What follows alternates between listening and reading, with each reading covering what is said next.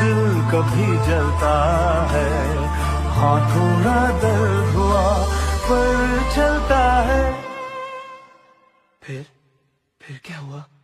फिर क्या, अगले दिन अपने मोहल्ले में ऐश्वर्या